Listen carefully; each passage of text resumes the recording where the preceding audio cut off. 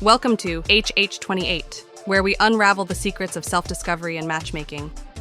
We are Hugh and Heather, two master holistic guides dedicated to helping you navigate the worlds of numerology, astrology, and personality in pursuit of meaningful connections.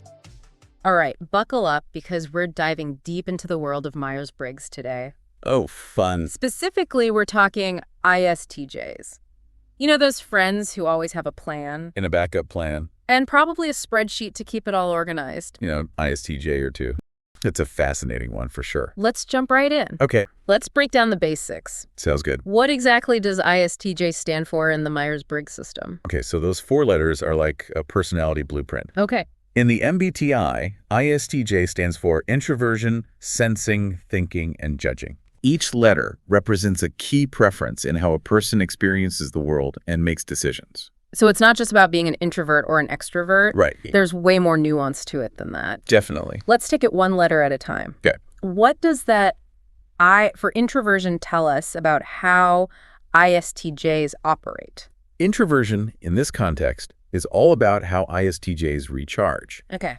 Unlike extroverts, who get energized by being around people, ISTJs actually find their energy drained after too much social interaction. That makes sense. They absolutely need their alone time to function at their best. That makes total sense. Yeah. It's not that they dislike people. Right. They just have a different way of recharging those social batteries. Like after a big party, an extrovert might be ready to hit another one, but an ISTJ is probably craving some peace and quiet.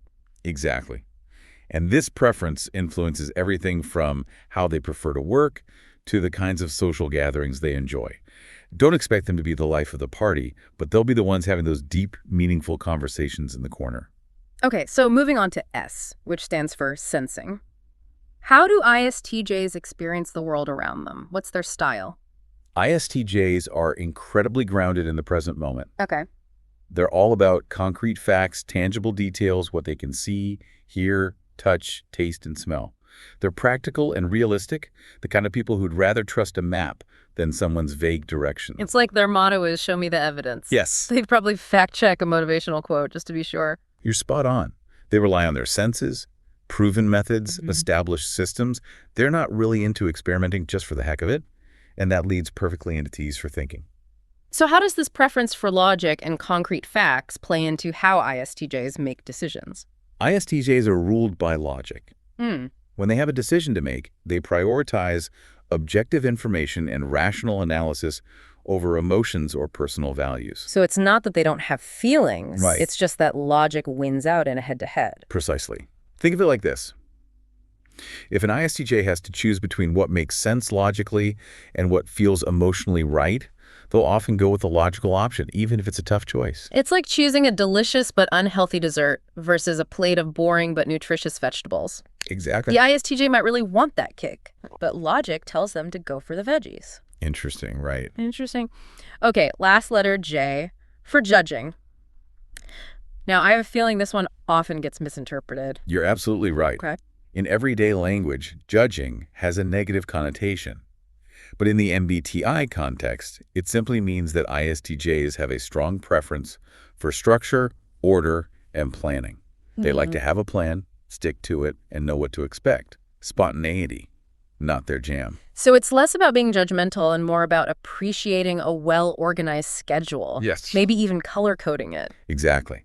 They thrive on routine and predictability, gives them a sense of control, and allows them to function at their best. This is where their incredible reliability comes in. Okay, so They're the friends who always keep their promises and are never late for a meeting. the friends you can always count on no matter what. Okay, so we've decoded the ISTJ acronym. Yeah. Introverted, sensing, thinking, judging. And we're starting to get a picture of how those traits might play out in real life. And that, my friend, is where the real fun begins. You know, it's funny how those 4 letters, ISTJ, can really paint a picture of someone Totally. who values structure and order. Yeah.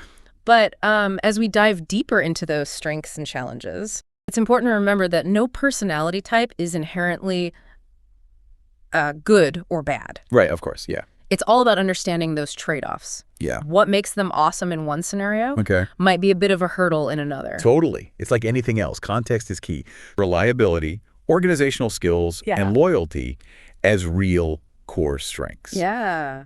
And I think these are beautifully intertwined. Okay, I'm all ears. Tell me more. Imagine this. You're working on a group project with a tight deadline. Okay. And let's be honest, there's always that one person who drops the ball. Always. Not the ISTJ. They're the ones who quietly ensure everything runs smoothly behind the scenes. Right. They remember deadlines, they keep track of details, Yeah. and they deliver on their promises without fail. That's an ISTJ living their best life, Wow. utilizing those core strengths for the greater good. Okay, I'm already feeling less stressed just thinking about it. Right. That totally tracks with their love of structure, which you highlighted in their profile. Absolutely. And those organizational skills aren't just about color-coded calendars and alphabetized bookshelves. Right. It's about creating systems that work. Okay. Whether it's a meticulous vacation itinerary that would make a travel agent jealous, Oh, wow. or a budgeting spreadsheet that would make even the most frugal person proud. And this ties directly into their reliability. They value doing what they say they'll do, which, let's be real, is a breath of fresh air in a world where flaky behavior is all too common. Exactly. It's about integrity. Yeah. Keeping their word, being someone others can depend on. Right. This makes them incredibly valuable as friends, partners, colleagues, you name it. Absolutely. And let's not forget loyalty. Yes.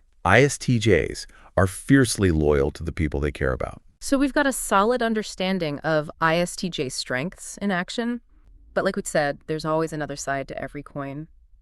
What about the challenges that ISTJs might face? You know, the flip side of those incredible strengths. Well, their unwavering dedication to logic and structure, Yeah. while admirable, Uh-huh. can sometimes make it difficult for them to navigate situations that require flexibility or spontaneity. They're not always comfortable with last-minute changes or going with the flow. Right. Remember that spontaneous road trip we talked about Yeah. earlier? Yeah. Right, ISTJ might need a little more notice than that. It's like trying to rewrite a perfectly organized spreadsheet on the fly while riding a roller coaster. Oh, Probably a recipe for motion sickness, both literally and figuratively. such a vivid analogy. Yeah. And, this potential clash between a love of structure and a need for flexibility Right. isn't just about travel plans. Okay. Imagine you're in a brainstorming session and you're throwing out wild, out-there ideas, while the ISTJ in the room is craving a clear agenda and some concrete next steps. Okay. That, my friend, is an ISTJ encountering one of their potential weaknesses, a struggle with spontaneity and adapting to the unexpected. So that brainstorming session might not exactly be a fountain of groundbreaking ideas, Right. but at least not without some understanding and compromise from both sides. Precisely. It could lead to frustration all around. And this difficulty with flexibility can sometimes show up in their relationships too. Okay. They might have a hard time understanding or relating to people who are more free-spirited Yeah. or emotionally expressive, those who thrive on spontaneity and wear their hearts on their sleeves. It's like they're speaking different languages. The language of logic and structure Yeah. versus the language of emotions and intuition. Right. And without some translation effort, those conversations can be tough. Exactly. That's why self-awareness and a willingness to flex those less developed traits can be so crucial for ISTJs. Yeah. It's not about changing who they are, Right. but about building those bridges of understanding and connection with others. Building those connections is key. And speaking of connections, that's where we're headed next, because you were so curious about it. Okay, so we've explored the inner workings of the ISTJ personality, their love of a perfectly executed plan, their incredible dependability, and yes, even their occasional struggles with spontaneity. Right. But let's talk about how this all plays out in the wild world of relationships. Okay. Because you know what they say, no personality type is an island. Right. We all exist in relation to others. For sure. And that's where things get really interesting. Okay, so who are these potentially compatible love interests for our ISTJ friends? Well, according to the chart, ESTJs and ISFJs are often considered good matches for ISTJs. Interesting. Okay, let's unpack those a bit. Starting with ESTJs. What is it about that pairing that seems to click? Well, for starters, ESTJs share that ISTJ love of structure and logic. They're both decisive, organized, and value tradition. So there's a lot of common ground right from the start. It's like they're speaking the same language. The language of clear plans, shared goals, and maybe even matching color-coded calendars. Exactly. Now, ISFJs might seem a bit different at first glance since they lead with feeling rather than thinking, which is a core ISTJ trait. Okay, I can see where you're going with this. But despite that difference, both types are introverted, practical, and value stability. So while the ISTJ might approach decisions with logic at the forefront, the ISFJ brings a warmth and empathy that can balance out that sometimes overly analytical approach.